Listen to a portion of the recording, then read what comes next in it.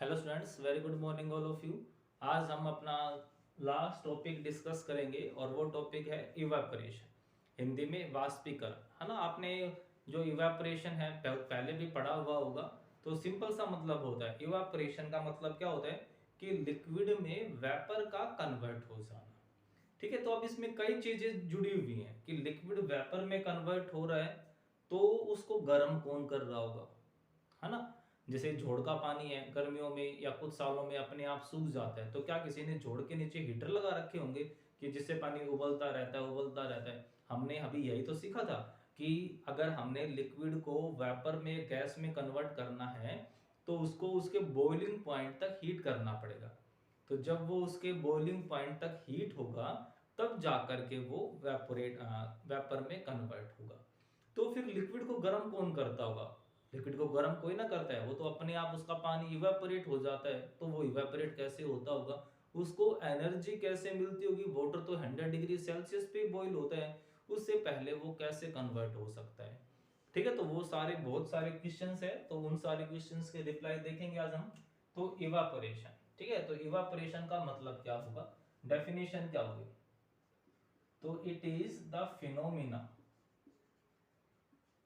it is the phenomena of conversion of liquid into vapor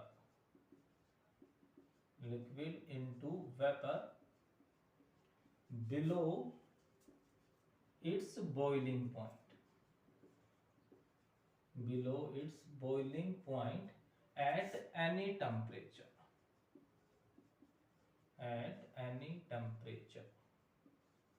is called evaporation. मतलब कि कोई भी temperature हो सकता है, कितना भी कम हो सकता है, बस टेम्परेचर को बॉइलिंग पॉइंट से कम रखना है। क्योंकि अगर टेम्परेचर बॉइलिंग पॉइंट जितना हो गया तब मैं उस प्रोसेस को इवेपोरेशन ना बोल करके उसको बॉइलिंग बोलूंगा मैं। ठीक है, इवेपोरेशन तो कब बोलेंगे, लिक्विड का वेपर में तो कन्वर्ट हो रहा है, बट टेम्परेचर जब बॉइलिंग पॉइंट से कम होगा। ठीक है, तो बॉइलिंग तो दिमाग में क्वेश्चन है, फिर से वही बात, बहुत सारे क्वेश्चन है कि ये पॉसिबल कैसे है, एनर्जी कहां से मिलती होगी।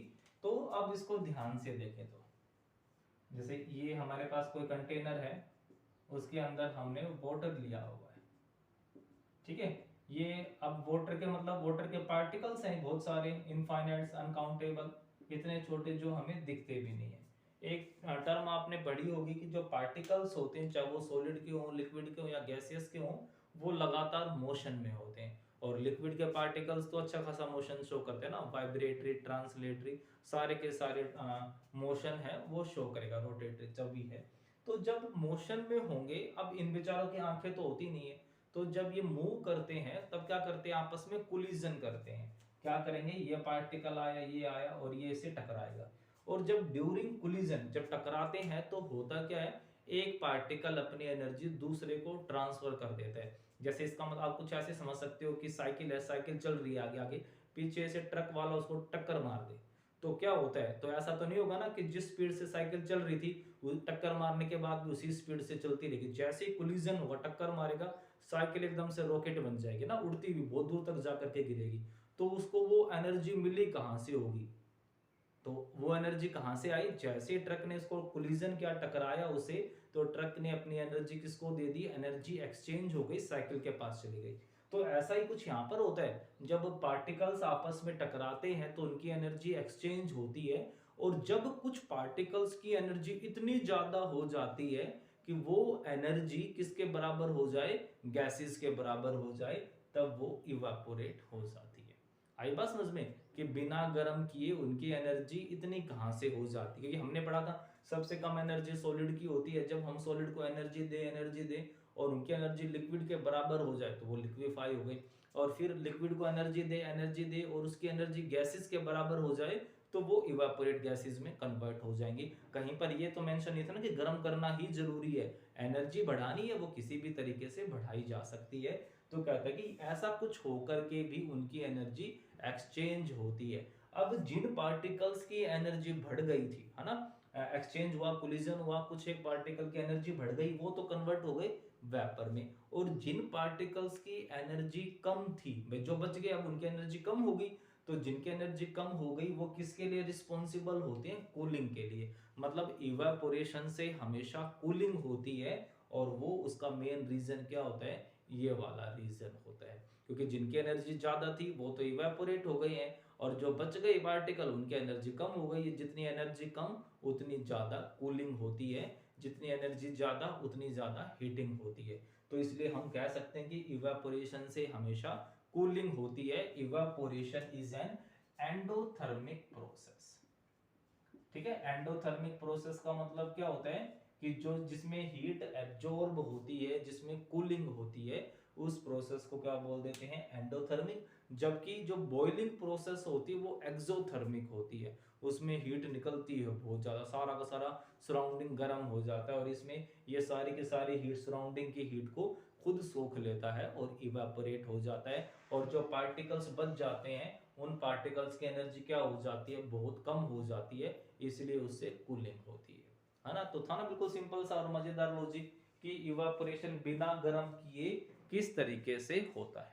अब उसके बाद आता है कि फैक्टर्स अफेक्टिंग इवापोरेशन।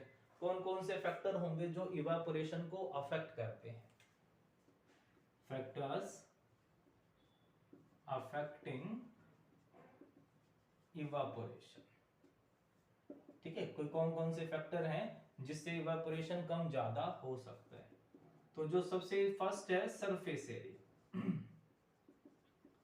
अब क्या मतलब समझते हो? आपने याद कर लिया होगा, बट बात मीनिंग की है, समझे क्या इससे? सरफेस एरिया से, सरफेस एरिया का मतलब क्या होगा? The area which is expose to air, जो बाहर की तरफ है, जो दिख रहा है, जो एक्सपोज हुआ है, उस एरिया को क्या बोल देते हैं? हम सरफेस एरिया बोल देते हैं। जैसे कि ये वाला जो एरिया है, ये जो पार्टिकल्स है, ये सराउंडिंग के लगातार कांटेक्ट में है, तो ये क्या हो गया? इसका सरफेस एरिया हो गया। सरफेस के ऊपर जो पार्टिकल्स होंगे वो। तो अगर सरफेस एरिया बढ़ाते जाए, अब हमें पता है कि जो इवापोरेशन है वो एक सरफेस फिनोमिना है, मतलब जो पार्टिकल्स सरफेस के ऊपर होंगे वही पार्टिकल्स इवापोरेट होते हैं, जो पार्टिकल अंदर बल्क में होंगे वो इवेपोरेट नहीं होते हैं, क्योंकि जो पार्टिकल बिल्कुल ऊपर है वो सराउंडिंग के कांटेक्ट में है, और वही ज्यादा से ज्यादा एनर्जी को एब्जॉर्ब कर सकते हैं, और वही फिर इवेपोरेट भी हो जाएंगे। ठीक है, तो अब जैसे जैसे सरफेस एरिया बढ़ेगा क्या होगा? इवेपोरेशन बढ़ेगा। अब इसका सबसे अच्छा एग्जांपल क्या है? आप एक गिलास पानी को लो, उसको धूप में रख दो, ठीक है, अब उसको कंप्लीट इवेपोरेट होने में पता नहीं कितने सारे दिन लग जाएंगे, उस एक गिलास पानी को इवेपोरेट होने में। अब उसी एक गिलास पानी को फर्श पे डाल दो, ठीक है, आप देखोगे कि कुछ मिनटों में, 1 या 2 या 5 मिनट में ही सारा का सारा पानी सूख गया है। इसका मतलब क्या हो गया?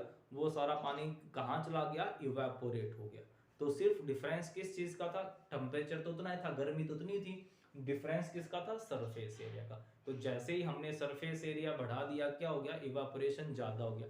जैसे हम कपड़े सुखाते हैं, तो अगर हमने कपड़े को ऐसे ही रैप करके रस्सी पे डाल दिया बिना खोले हुए, तो क्या होगा? शाम इवनिंग टाइम तक भी वो सूखेगा नहीं, और वहीं पर हम क्या कर देते हैं? कपड़े को बिल्कुल ओपन करके खोल करके रख देते हैं, तो बहुत जल्दी वो ड्राई हो सकता है ना। तो वो सिर्फ सरफेस एरिया। दूसरा जो है वो है टेम्परेचर का आता है। अब टेम्परेचर से क्या होगा? अब टेम्परेचर का तो बहुत बड़ा रोल है ना, क्योंकि जितना ज्यादा टेम्परेचर होगा मतलब पार्टिकल्स को उतनी ज्यादा एनर्जी मिलेगी, और जितनी ज्यादा एनर्जी मिलेगी उतनी जल्दी वो इवेपोरेट भी हो जाएंगे, है ना। जैसे गर्मियों में कपड़े बहुत जल्दी सूख जाते हैं, क्यों? क्योंकि इवेपोरेशन होता है, क्लोथ्स में जो वाटर मॉलिक्यूल्स होते हैं फटाफट इवेपोरेट हो जाते हैं, जबकि विंटर सीजन में उनको सूखने में बहुत ज्यादा टाइम लग जाता है ना, क्योंकि टेम्परेचर कम होता है, एनर्जी उनको कम मिलेगी, इवेपोरेट हो ही नहीं पाते हैं। तो सबका सब उनका लॉजिक क्या हो गया? टेम्परेचर। तो जितना ज्यादा टेम्परेचर उतनी ज्यादा एनर्जी, और जितनी ज्यादा एनर्जी उतनी जल्दी वो ड्राई हो जाएंगे, मतलब वो पार्टिकल्स इवेपोरेट हो जाएंगे। नंबर थर्ड आता है nature of liquid. Nature of liquid, nature of liquid से क्या फर्क पड़ता है? मतलब सरफेस एरिया फिक्स कर दूं, टेम्परेचर फिक्स कर दूं, सब कुछ फिक्स है, बट लिक्विड अगर मैं अलग अलग ले लूं तो किसका इवापोरेशन ज्यादा होगा, या सभी का इवापोरेशन सेम स्पीड से ही होगा? अब आपने पेट्रोल का नाम सुना तो होगा ही, है ना। ये कहते हैं कि पेट्रोल बहुत जल्दी इवापोरेट हो जाता है ना, अगर उसको खुला छोड़ दिया हमने तो सारा का सारा उड़ जाएगा, जबकि वाटर है बहुत कम इवापोरेट होता है, उसके कंपैरिजन में हनी शहद है वो और भी कम स्पीड से इवेपोरेट होता है। मतलब जो रेट ऑफ इवेपोरेशन है वो किस पे डिपेंड करती है, नेचर ऑफ लिक्विड। नेचर का मतलब क्या हो गया कि उन पार्टिकल्स के बीच में फोर्स ऑफ अट्रैक्शन कितना है।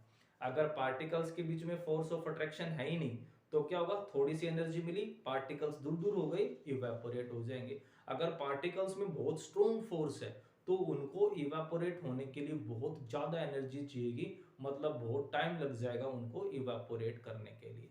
तो जो पेट्रोल होंगे, ठीक है, कुछ ऐसे लिक्विड्स हैं इनको क्या बोलते हैं हम, वोलेटाइल। तो जो वोलेटाइल लिक्विड्स होंगे वो तो क्या हो जाएंगे, बहुत जल्दी इवेपोरेट हो जाएंगे, और जबकि जो नॉन वोलेटाइल लिक्विड्स होंगे उनको इवेपोरेट होने में बहुत ज्यादा टाइम लग जाएगा। क्लियर सी बात है ना, सिंपल सी है कि volatile liquids are evaporate much faster speed as compared to non volatile liquids। ठीक है, नेक्स्ट आता है विंड स्पीड। अब विंड स्पीड से कैसे क्या कुछ डिपेंड करेगा, तो विंड स्पीड भी बिल्कुल सिंपल सी है। अगर हवा चल रही हो बहुत ज्यादा तो फिर कपड़े बहुत जल्दी सूख जाते हैं, है ना। क्यों, उसका रीजन क्या होगा, अब जो इवापोरेशन होगा तो वाटर मॉलिक्यूल्स कहां पर आएंगे, एयर में आएंगे। ठीक है, एयर में पार्टिकल्स इकट्ठे हो गए, अब हवा चलेगी तो क्या होंगे, वो वाटर मॉलिक्यूल्स वहां से दूर चले जाएंगे। अब जो हवा होगी, अब जो सराउंडिंग होगा वो क्या हो गया, ड्राई हो गया। अब उसमें पार्टिकल्स और ज्यादा एब्जॉर्ब होंगे और चेंज होते रहेंगे। अगर हवा नहीं चल रही होगी तो जो हवा होगी सराउंडिंग की वो क्या हो जाएगी, ह्यूमिड हो जाएगी।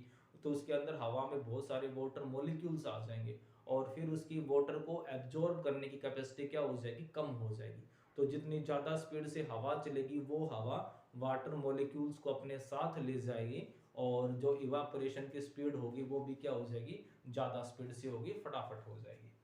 ठीक है, और जो लास्ट फैक्टर आता है वो लास्ट फैक्टर क्या आता है, ह्यूमिडिटी। अब what do you mean by humidity, humidity से समझते क्या हो, क्या मतलब होता है ह्यूमिडिटी का। तो ह्यूमिडिटी का मतलब ये होता है कि कह सकते हो सिंपल वे में कि amount of water particles in air, कि हवा में वाटर पार्टिकल्स कितने हैं, कंसंट्रेशन कितनी है उनकी, है ना। ह्यूमस जिसको बोलते हैं, जब बारिश होने को होती है तो ह्यूमिडिटी बहुत ज्यादा होती है हवा में। तो अगर हवा में ह्यूमिडिटी ज्यादा होगी तो क्या होगा, अब जो इवापोरेशन प्रोसेस होती है, evaporation is inversely proportional to humidity. मतलब जितनी ज्यादा आर्द्रता, ह्यूमिडिटी, हवा में नमी होगी उतना इवापोरेशन कम होता है। अब आपने देखा भी होगा ये कि जब रेनी सीजन होता है तब गर्मी बहुत ज्यादा लगती है ना। जुलाई और अगस्त का जो महीना होता है उसमें जो स्वेट, बॉडी से पसीने आते हैं वो सूखते ही नहीं है किसी भी तरीके से। क्यों, क्योंकि हवा में पहले ही बहुत ज्यादा नमी होती है, वाटर होता है, तो वो जो हवा है वाटर मॉलिक्यूल्स उसमें जा ही नहीं पाते हैं। अब कौन ज्यादा चीज सोचो, अब दो लोग बैठे हैं, दो पर्सन है, एक को ज्यादा भूख लग रखी है, एक का पेट फुल है, तो क्या लगता है कि कौन खाना खा सकता है, किसके खाना खाने की कैपेसिटी होगी, जो भूखा होगा। जिसका पेट पहले से भरा हुआ है वो और खाना खा ही नहीं पाएगा। तो ऐसे ही जब ह्यूमिड एयर है, मतलब हवा में बहुत पहले से बहुत ज्यादा नमी है, तो वो नमी को एब्जॉर्ब कर ही नहीं पाता है। तो जब वो नमी को सोख ही नहीं पाएगा तो इसका मतलब क्या होगा कि इवापोरेशन होगा ही नहीं। ठीक है, तो रेनी सीजन में इसीलिए जो इवापोरेशन होता है वो बहुत कम स्पीड से होता है, क्योंकि एयर के अंदर ऑलरेडी वाटर मॉलिक्यूल्स बहुत ज्यादा होते हैं, इसलिए उसकी एब्जॉर्बिंग कैपेसिटी बहुत कम होती है, वो वाटर मॉलिक्यूल्स को एब्जॉर्ब कर ही नहीं पाता है। ठीक है, तो ये था अपना इवापोरेशन सिंपल सा। जो मोस्ट इंपॉर्टेंट है इवापोरेशन के वो है इसकी एप्लीकेशंस, इसके यूजेस, वो सब के सब हम अपने नेक्स्ट लेक्चर में डिस्कस करेंगे और जो हमारा चैप्टर होगा वो फिनिश हो जाएगा। Okay, thank you.